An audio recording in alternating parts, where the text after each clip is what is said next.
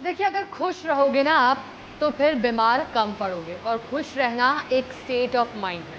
तनाव, गुस्सा या फिर नेगेटिविटी सीधे हमारे पेट और इम्यूनिटी पर असर डालती है।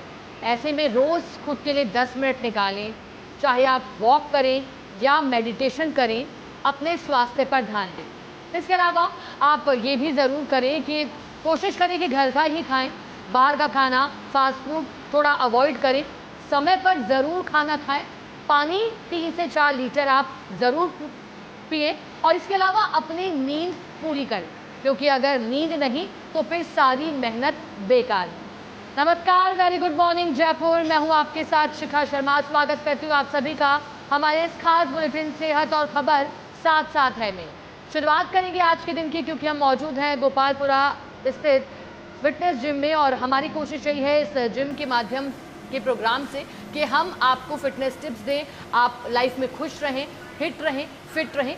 चलिए शुरुआत करेंगे आज के दिन की। सबसे पहले आपको बढ़ाएंगे बड़ी हैपनिंग्स, बड़ी खबरें क्या हैं, फिर हम बात करेंगे फिटनेस को लेकर के भी, लेकिन सबसे पहले आपको बताते हैं संसद के मानसून सत्र से जुड़ी खबर। पहली खबर है कि संसद का जो मानसून सत्र है वो लोकसभा में आज पेपर लीक से जुड़ा बिल आएगा। केंद्रीय मंत्री जितेंद्र सिंह पेश करेंगे पब्लिक एग्जामिनेशन अमेंडमेंट बिल। 2024 में बने कानून में बदलाव होंगे। पेपर लीक पर सजा और जुर्माना दोनों बढ़ेंगे। तो संसद का मानसून सत्र देखिए हंगामेदार लगातार रहा। पहले ही माना जा रहा था कि हंगामेदार संसद का मानसून सत्र रहेगा, फिर बार बार लोकसभा राज्यसभा की कार्यवाही स्थगित भी की गई। लगातार जो है राम मंदिर में कथित चढ़ावा चोरी का मुद्दा हो या फिर पेपर लीक की बात हो, नीट पेपर की बात हो, हंगामे की स्थितियां बनी, नारेबाजी हुई और कार्यवाही को स्थगित किया गया। लेकिन अब चर्चा मानसून सत्र में बिल को लेकर है। आपको याद दिला दें, प्रधानमंत्री मोदी की अध्यक्षता में कैबिनेट की मीटिंग हुई और फिर उसमें इस बिल को कैबिनेट के दौरान मंजूरी भी विधेयक को मिल गई थी और फिर पेश करने की बात लगातार हो रही थी। तो आज का दिन महत्वपूर्ण है। पेपर लीक से जुड़ा एक बिल पेश किया जाएगा। केंद्रीय मंत्री Jitendra Singh public examination amendment bill पेश करेंगे। 2024 में बने कानूनों में बदलाव होंगे, सजा कड़ी करने की बात है, जुर्माने को 10 करोड़ तक बढ़ाने की बात भी है। पेपर लीक पर सजा और जुर्माना दोनों बढ़ेंगे। चलिए आगे बढ़ते हैं अगली खबर, जो कि हमारे एसोसिएट एडिटर विकास शर्मा की एक्सक्लूसिव रिपोर्ट भी आपको बताते हैं। एसएमएस अस्पताल में ठेकाकर्मियों की हाईटेक निगरानी। अस्पताल प्रशासन का मैन पावर की ऑनलाइन मॉनिटरिंग पर विशेष फोकस है। विभिन्न कार्यों में लगे 2500 से अधिक ठेकाकर्मियों पर बायोमेट्रिक हाजिरी जरूरी है। नियमित कार्मिकों की तर्ज पर बायोमेट्रिक से होगी ठेकाकर्मियों की उपस्थिति। अस्पताल अधीक्षक डॉक्टर मृणाल जोशी ने सभी सेवा प्रदाता फर्मों को निर्देश जारी किए हैं। इसमें एक तरफा जहां ठेकाकर्मियों की बायोमेट्रिक हाजिरी को अनिवार्य कर दिया गया है, वहीं अगर बात करें दूसरी तरफ की तो विशेष परिस्थिति के अलावा कार्मिक का 3-3 माह का रोटेशन होगा। अस्पताल में संभवतः ये पहला मौका है जब ठेकाकर्मियों को भी बायोमेट्रिक हाजिरी देनी होगी। इसके पीछे की वजह यही है कि पारदर्शिता है, अनुशासन है और भ्रष्टाचार को रोकने के लिए समय समय पर कदम उठाए जाए। चलिए एक बार आपको फिर बता देते हैं एसोसिएट एडिटर विकास शर्मा की एक्सक्लूसिव रिपोर्ट जो है। एसएमएस अस्पताल में जो ठेकाकर्मियों की हाईटेक निगरानी होगी, कैसे होगी चलिए जानते हैं। अस्पताल प्रशासन का मैन पावर की ऑनलाइन मॉनिटरिंग पर विशेष रूप से फोकस है। विभिन्न कार्यों में लगे जो 2500 कार्मिक हैं उनकी बायोमेट्रिक पर हाजिरी लागू होगी। नियमित कार्मिकों की तर्ज पर बायोमेट्रिक से होगी ठेकाकर्मियों की उपस्थिति।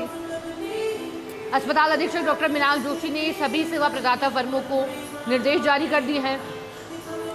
इसमें एक तरफ जहाँ ठेकाकर्मियों की बायोमेट्रिक हाजिरी को अनिवार्य किया गया है, वहीं अगर बात करें दूसरी तरफ की तो विशेष परिस्थिति के अलावा कार्मिक का 3-3 माह का रोटेशन होगा और अस्पताल में संभवतः ये पहला मौका है जब ठेका कार्मिकों की भी बायोमेट्रिक हाजिरी होगी। इसके पीछे का मकसद ये है कि सेवा में पारदर्शिता है, अनुशासन है और जो भ्रष्टाचार है उसे रोका जाए और इसीलिए ये महत्वपूर्ण कदम उठाया गया है। चलिए ये तो थी आज की बड़ी खबरें हैपनिंग्स, लेकिन अब हम सीधे बात करेंगे फर्स्ट इंडिया समूह के द्वारा प्रकाशित अखबार की खबरों की। पहले बात करेंगे डेली इंग्लिश न्यूज़पेपर में प्रकाशित खबरों की और फिर आपको बताएंगे दैनिक हिंदी अखबार सच बेधड़क में प्रकाशित खबरें भी। चलिए शुरुआत डेली इंग्लिश न्यूज़पेपर के साथ करते हैं। पहली प्रकाशित खबर क्या है आइए जानते हैं। PM Modi announces task force on exam reforms under the Aadhaar architect Nandan Nilekani. A task force headed by Infosys co-founder Nandan Nilekani, will look into how to improve India's examination system and give a report to the government, Prime Minister Narendra Modi said in a video statement today. तो prime minister Narendra Modi कल एक video संदेश जारी किया prime minister Narendra Modi ने, और उन्होंने video संदेश में साफ कहा कि अब भर्ती परीक्षाओं में सुधार के लिए एक टास्क फोर्स का गठन होगा। टास्क फोर्स की अध्यक्षता करेंगे जो कि नंदन निलेकानी है वो। Based on the report, The work to ensure the reliability of upcoming examination will be done, PM Modi said in Hindi in the video posted on X. इतना ही नहीं, ये जो टास्क फोर्स का गठन होगा ये भर्ती परीक्षाओं में सुधार को लेकर के, बदलाव को लेकर के रिपोर्ट पेश करेगी और रिपोर्ट के आधार पर ही फिर भविष्य में फैसले लिए जाएंगे, सुधार किए जाएगा। और ये सब तब जब लगातार छात्रों के हितों में एक के बाद एक फैसले हो रहे हैं, चाहे कानूनों को कड़ा करने की बात हो, इससे जुड़े एक बिल को पेश करने की बात हो, या फिर जो दूसरी बात है वो ये भी है कि अब एक टास्क फोर्स बनेगी, अध्यक्षता होगी इसकी, रिपोर्ट्स होगी और फिर बदलाव ही बदलाव दिखाई देगा। प्रधानमंत्री ने कहा, friends, those who played with the future of students are rotting in jail. जो भविष्य के साथ छात्रों के खिलवाड़ कर रहे हैं वो जेल की ओर जा रहे हैं, प्रधानमंत्री ने कहा। चलिए आगे बढ़ते हैं, अगली खबर की बात करते हैं। प्रधानमंत्री नरेंद्र मोदी ने जिस तरह से छात्रों के हितों की बात की, अब अगली खबर, new education minister Prahlad Joshi holds first review meeting. Union education minister Prahlad Joshi officially assumed charges of the Ministry of Education at कर्तव्य भवन ऑन संडे। तो कर्तव्य भवन में संडे को आधिकारिक रूप से प्रहलाद जोशी जो कि नए केंद्रीय शिक्षा मंत्री हैं, उन्होंने कार्यभार ग्रहण कर लिया और पहली समीक्षा बैठक भी ली।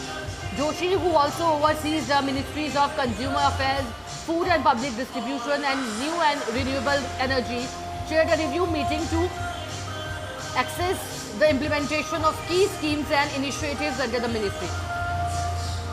प्रहलाद जोशी जो और भी विभागों को और उसके कामकाज को देखते हैं, जिसमें कि कंज्यूमर अफेयर्स है, फूड और पब्लिक सार्वजनिक डिस्ट्रीब्यूशन से जुड़ा विभाग है, नवाचार और रिन्यूएबल एनर्जी को लेकर जो कामकाज देखते हैं, जो शिक्षा मंत्री के तौर पर उन्होंने पदभार संभाला और एक पहली जो समीक्षा बैठक ली, और यही कोशिश थी इसके माध्यम से कि जो योजनाएं हैं जो धरातल पर उतारनी है उनके क्रियान्वयन में, इम्प्लीमेंटेशन में किसी भी तरह की अड़चन ना आए। इस बैठक में बता दें आपको, minister of state for education Jayant Chaudhary attended the meeting, which was also attended by Higher Education Secretary Dr. Vineet Joshi, School Education and Literacy Secretary T.K. Anil Kumar. और आपको बता दें बैठक में कौन कौन मौजूद था, जैसा कि हमने आपको बताया कि जो शिक्षा राज्य मंत्री हैं जयंत चौधरी वो भी थे, हायर एजुकेशन सेक्रेटरी थे डॉक्टर विनीत जोशी, सभी इस बैठक में थे और मंथन इस बैठक में किया गया है। चलिए आगे बढ़ते हैं, अगली खबर की बात करते हैं।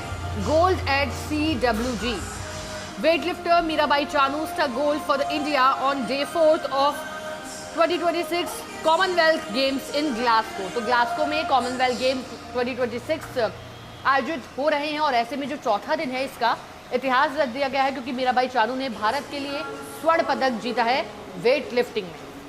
पूर्व की भी वो चैंपियन नहीं है। आपको बता दें कि setting a games record total of 190 kg to win the women's 48 kilogram final, Chanu a 2-time winner, former champion, claimed her third consecutive CWG gold medal after successfully lifting 105 kg in the clean and jerk।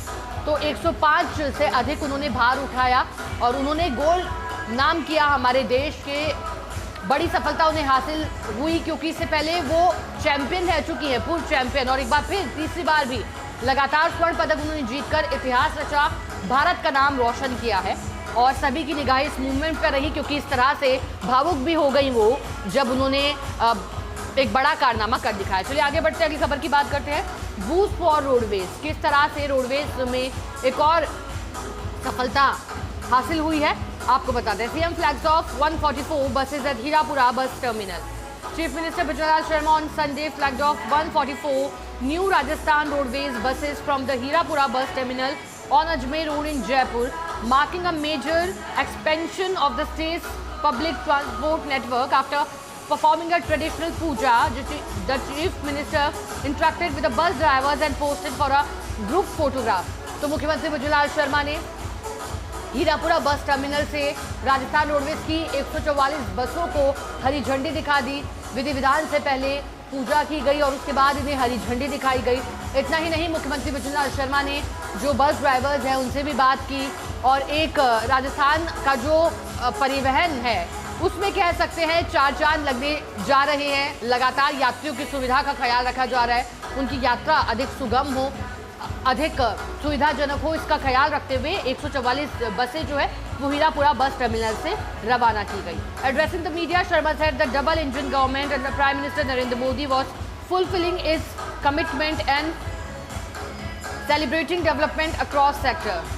तो इतना ही नहीं, मुख्यमंत्री विजयलाल शर्मा ने यह भी कहा कि double engine सरकार का इफेक्ट है। प्रधानमंत्री नरेंद्र मोदी के नेतृत्व में लगातार भारतीय जनता पार्टी की कोशिश यही है कि जो जनता है उनकी अपेक्षा है और जो घोषणाएं की गई थी उन्हें धरातल पर उतारा जाए और आम आदमी को किसी तरह की परेशानी ना हो, उनका लगातार विकास होता रहे, उन्हें लगातार सुविधाएं मिलती रहे। चलिए आगे बढ़ते हैं। ये तो थी फर्स्ट इंडिया इंग्लिश न्यूज़पेपर में प्रकाशित खबर। अब हम आपको बताएंगे दैनिक हिंदी अखबार सच बेधड़क में प्रकाशित खबरें। चलिए क्या कहती है पहली खबर, जानते हैं, आपको बताते हैं।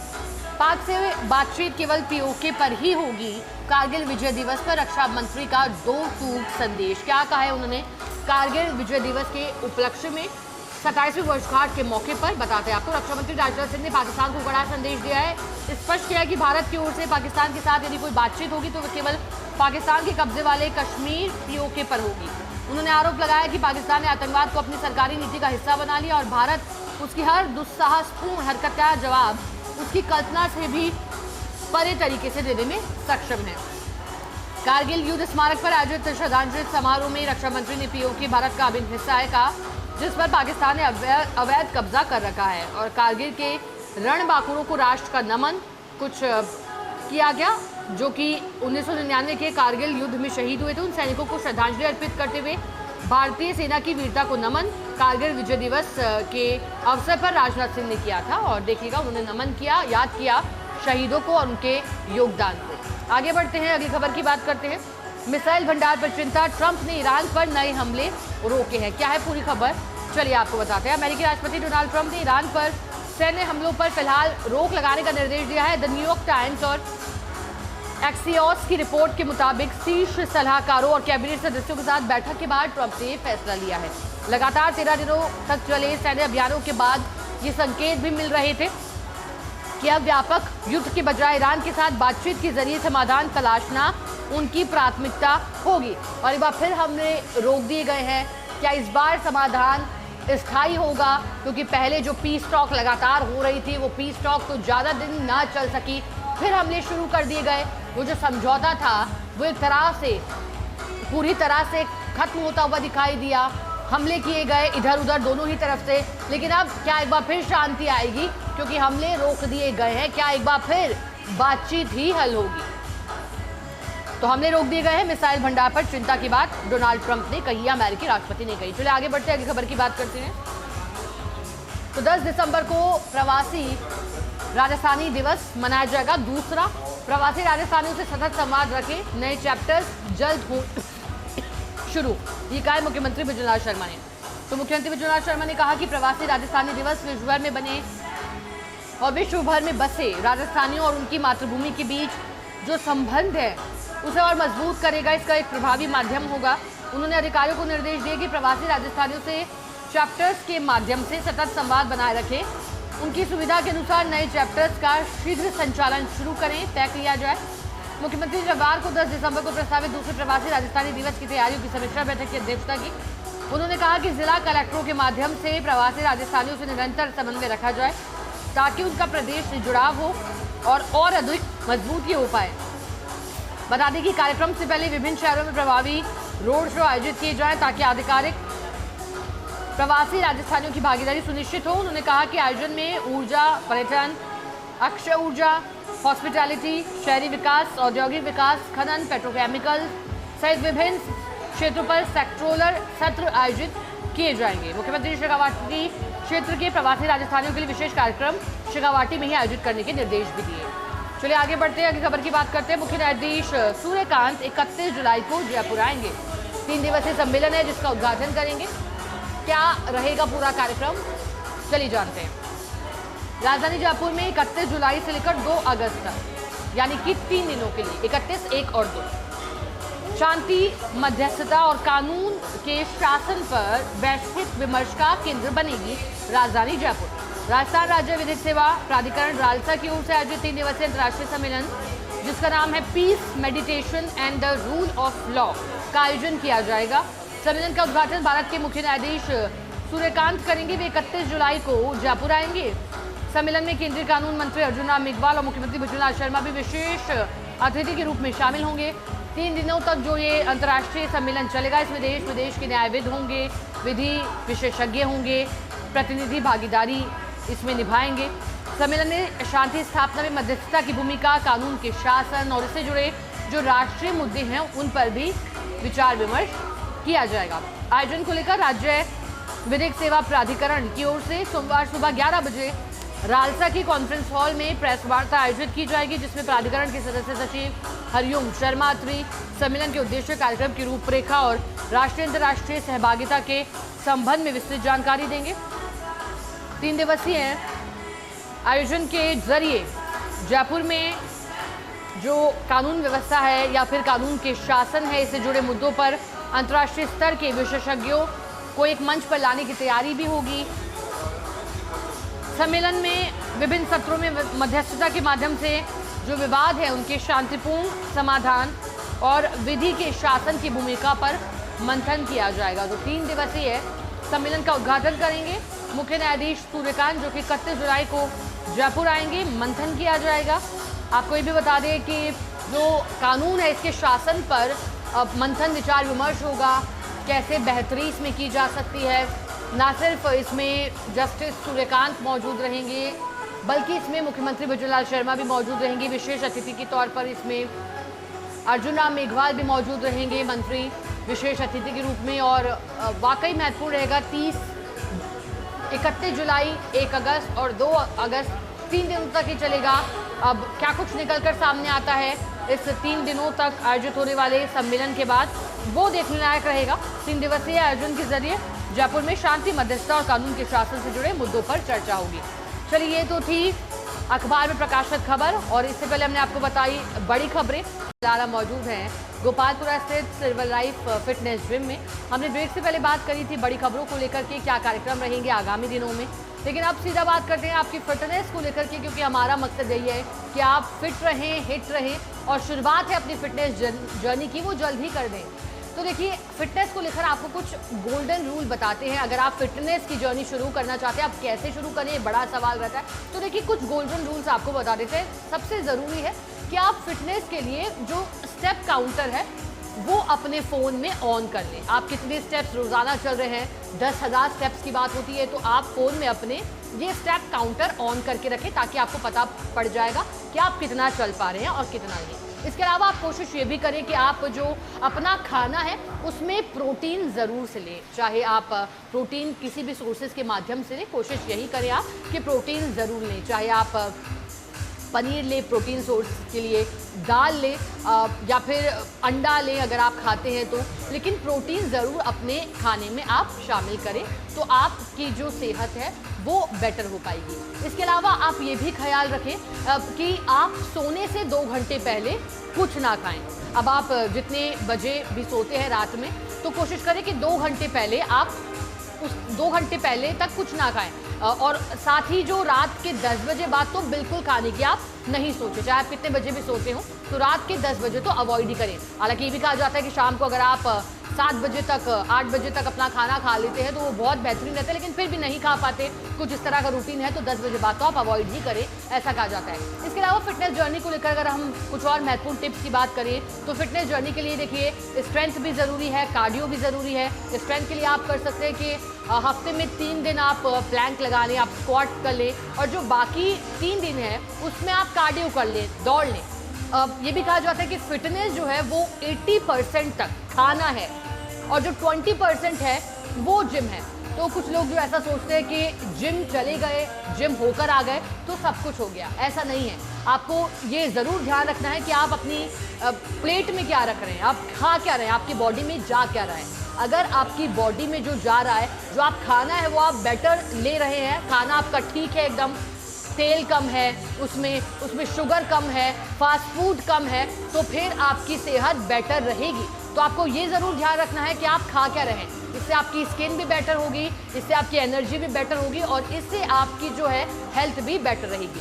अब इसके अलावा आप ये भी ध्यान रखें कि आप मानसिक शांति के लिए भी कुछ स्टेप्स ज़रूर उठाएं। देखिए, अगर आपको मानसिक शांति जो है वो कुछ अपनी फेवरेट एक्टिविटीज़ करके मिलती है तो आप वो करें। अगर आपको पेंटिंग का शौक़ है या फिर आपको डांस का शौक़ है, कुछ और शौक़ आपके किताब पढ़ना अच्छा लगता है, तो आप उसके लिए समय ज़रूर निकालें और थोड़ी देर खुद के साथ बैठें। रोज़ 10 मिनट अपने आप को दें। मेडिटेशन का महत्व तो हर कोई जानता है, लेकिन फिज़िकल फिटनेस के साथ साथ जो मेंटल फिटनेस है वो भी ज़रूरी है। तो अपने लिए समय निकालें, अपने दोस्तों के साथ घूमाएं या परिवार के लोग अगर आपको उनके साथ अच्छा लगता है तो उनके साथ समय बिताएं, लेकिन अपनी मेंटल फिटनेस पर भी आप खास तौर पर ख्याल रखें। हाँ, कुछ देर के लिए अपना मोबाइल भी आप छोड़ दें। आजकल ये कहना बड़ा मुश्किल है कि हम मोबाइल छोड़ दें, लेकिन ऐसा हो नहीं पाता। सुबह उठने से लेकर के रात को सोने तक मोबाइल हमारे काम तो बहुत आता है, लेकिन कभी कभी हम फ्री टाइम में भी मोबाइल का इस्तेमाल करते हैं रील स्क्रॉल करने के लिए या यूट्यूब पर हमारे फेवरेट वीडियोस देखने के लिए। तो कोशिश करें कि आप थोड़ी देर के लिए, भले ही आधे घंटे के लिए पूरे दिन में, जब आपको लगे कि अभी ज़रूरी नहीं है तो अपना मोबाइल साइड में रखें और कुछ देर आप जो है वो पर्यावरण के साथ कहीं बिता सकते हैं। आप प्रकृति के टच में आ सकते हैं, आप बाहर जाएँ, घर से बाहर निकलें, खुली हवा में सांस लें तो आपको अच्छा लगेगा। इसके अलावा फिटनेस जर्नी में महत्वपूर्ण नींद भी है, जिसका जिक्र मैंने पहले भी किया था। लगातार हम इस बुलेटिन के माध्यम से आपको बताते हैं कि कितना ज़रूरी है अपनी सेहत का ख्याल रखना, क्योंकि जो फिटनेस है ना, देखिए ये एक मैराथन है। ये मैराथन है, ये कोई 100 मीटर की रेस नहीं है कि बस आपने आज से जर्नी शुरू करी अपनी और आप फिट हो जाएंगे। ये एक लंबी मैराथन है जिसके लिए आपको कंसिस्टेंसी बनाए रखनी है। तो कंसिस्टेंसी से मतलब यही है कि आप अगर हफ्ते में 1 घंटे जिम जाते हैं, 2 घंटे जिम जाते हैं, तो आप ये ठीक नहीं करते कि आप एक साथ 2 घंटे के लिए जिम चले गए। आप हर दिन आधा घंटा जिम जाएं अगर आप फिटनेस के लिए जिम जाना पसंद करते हैं, और घर में भी आप अपनी सेहत के लिए कुछ स्टेप्स अपना करके फिट हो सकते हैं। चलिए, तो आज के लिए हमारे इस खास बुलेटिन में बस इतना ही। उम्मीद करते हैं कि आपको ये जो टिप्स हैं वो आपके कुछ काम आएगी, आपको हेल्प करेगी और आप भी फिट हो पाएंगे, लाइफ में हिट हो पाएंगे। अपना ख्याल रखें और अपने परिवार के साथ समय ज़रूर बिताएं, क्योंकि उनकी खुशी में ही आपकी खुशी और आपकी खुशी में ही उनकी खुशी जुड़ी हुई है। चलिए, नमस्कार, कल फिर मिलेंगे आपसे। धन्यवाद।